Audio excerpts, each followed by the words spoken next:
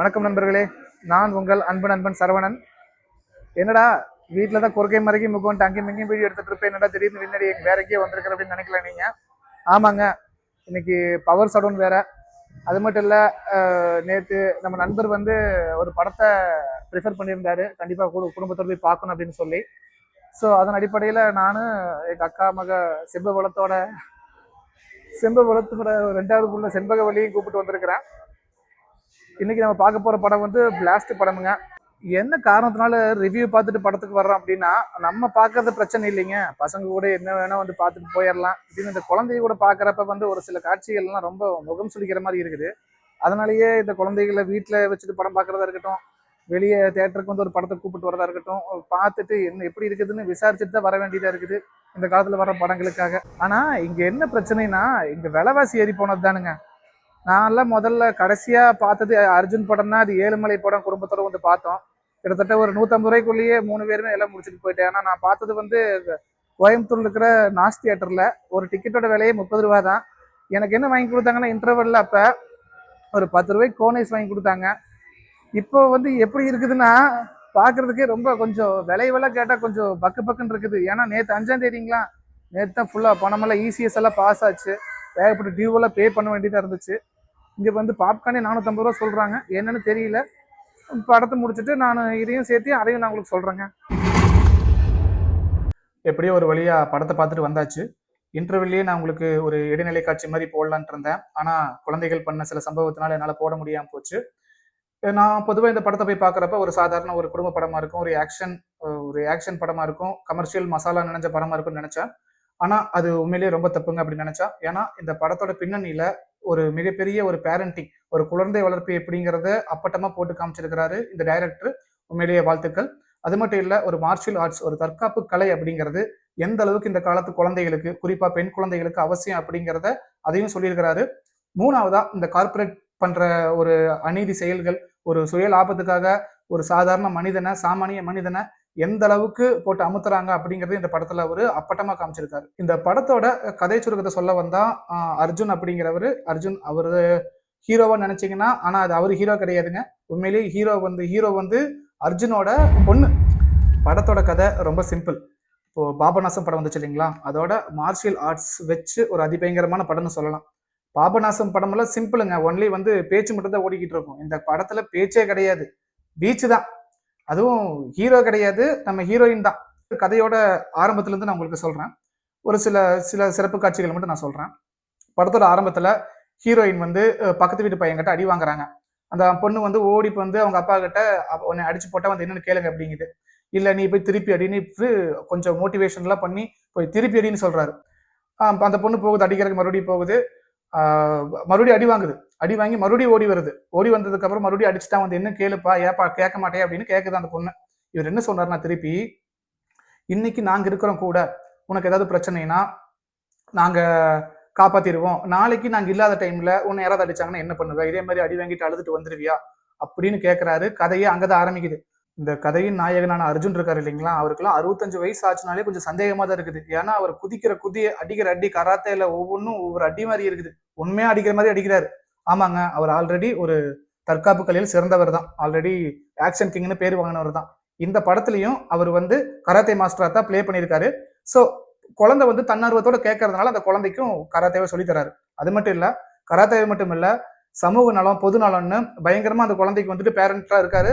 அந்த குழந்தை நல்லா கராத்தேவை வழிமுறையின் முறையில் நல்லா கற்றுக்கிட்டாப்புல. கற்றுக்கிட்டதுக்கு அப்புறம் அப்பாவா முறையில் என்ன பண்ணுறாருன்னா, அந்த குழந்தைக்கு ஒரு ஒரு காம்படிஷனில், ஒரு கராத்தே காம்படிஷனில் கலத்துக்க வச்சுக்கிறாரு.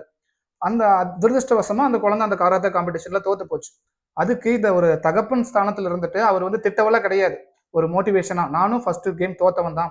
ஸோ நீ இது ஃபர்ஸ்ட் கேம் தோல்வி நினச்சிட்டு நீ பதட்டமாகவே இருந்தீங்கன்னா உன்னால் ஜெயிக்க முடியாது அப்படி இப்படின்னு பயங்கரமாக எனக்கே மைண்ட் ப்ளோவிங் ஆகி போச்சுங்க. அந்த மாதிரிலாம் சொல்லி அந்த குழந்தைய வந்து அப்படியே அடுத்த கடத்து கூட்டிட்டு வர்றாங்க. அந்த குழந்தையும் வளருது, இவங்களும் வயசாகுது. குழந்தை வளர்ந்ததுக்கு அப்புறம் தான் பிரச்சனையே. அப்படி என்ன பிரச்சனைனா, அந்த ஊர்ல என்ன பிரச்சனை நடந்தாலும் நம்ம ஹீரோயின் தட்டி கேட்க ஆரம்பிக்கல, தட்டுன்னு தட்டி கேட்க ஆரம்பிச்சிட்டாங்க. எவன் வந்தாலும் எவன் தப்பு பண்ணாலும் அடிதான். கராத்தேல விட்டு கொளுத்து கொடுத்தாலும் கொளுத்தி விட்டாங்க ஹீரோயின். யூஸ்வலா இந்த மாதிரி ஒரு படம் வந்து நான் ரீசெண்டா பார்த்ததே கிடையாதுங்க. தமிழ் சினிமாலேயே நான் பார்த்தது கிடையாது. எப்படின்னா, ஒரு ஹீரோயினுக்கு இப்படி ஒரு முக்கியத்துவம். இப்போ ஒரு ஹீரோ வராருன்னா, இப்போ ஒரு ஒரு மாஸ் ஹீரோ வராருன்னா, வில்லன் கிட்ட கண்டிப்பா அவர் ஜெயிச்சிருவாருங்கிறது சாத்தியம். அதுவே ஒரு அழகான பொண்ணு வந்ததுன்னா நமக்கு என்ன தோணும்? இந்த பொண்ணை எப்படி இவன் அடிச்சு போடுவான்? இவன் இந்த பொண்ணு வந்து எப்படியும் கீழ விழுந்துரும். இவங்க அப்பா தான் கடைசில வந்து காப்பாத்துவான். அந்த மாதிரி தான் நினைச்சிட்டு இருந்தேன். ஆனா கடைசி வரைக்கும் அது எனக்கு ஏமாற்றத்த மட்டும் தான் இந்த படத்துல அளிச்சதுங்க.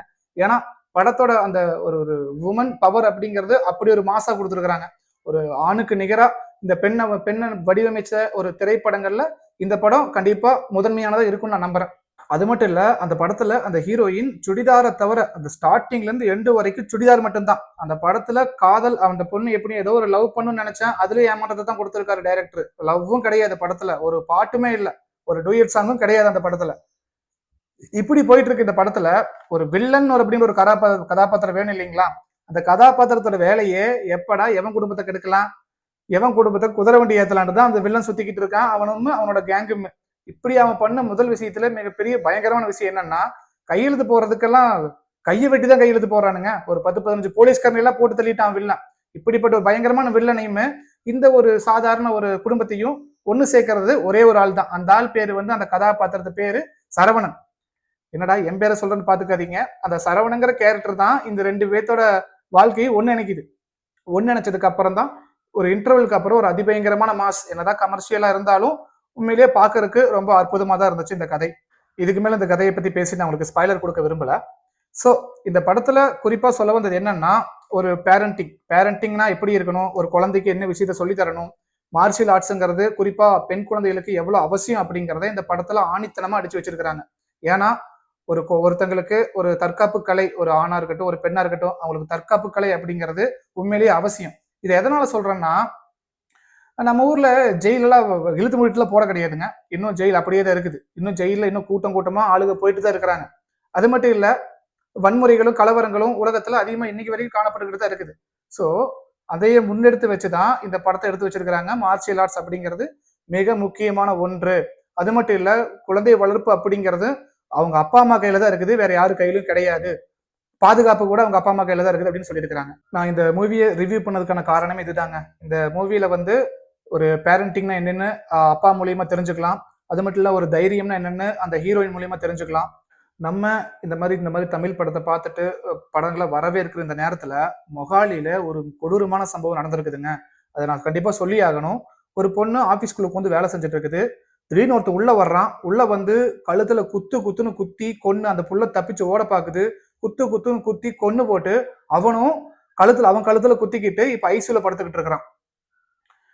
இது என்னதான் வந்து 2 லவர்ஸ்க்கு இடையில இருந்த ஒரு பிரச்சனையா இருந்தாலும், சப்போஸ் அந்த பொண்ணுக்கு அந்த தற்காப்பு கலை அப்படிங்கறத வந்து ஒரு அவசியமா தெரிஞ்சு வச்சிருந்ததுன்னா, இப்போ அந்த பொண்ணோட உயிர் பரிதாபமா போயிருக்காது. சோ இந்த வீடியோ பாக்குற நீங்களும் இந்த மாதிரியான காட்சிகள் எல்லாம் பாருங்க. டெய்லியும் சமூகத்துல என்ன நடந்துகிட்டு இருக்குது அப்படிங்கறது ஒரு நியூஸ் பேப்பர் வாயிலா தெரிஞ்சுக்கங்க.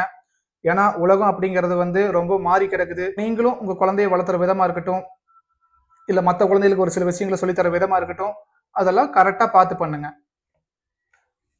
இந்த காணொலியை பார்த்த அனைவருக்கும் நன்றி, வணக்கம்.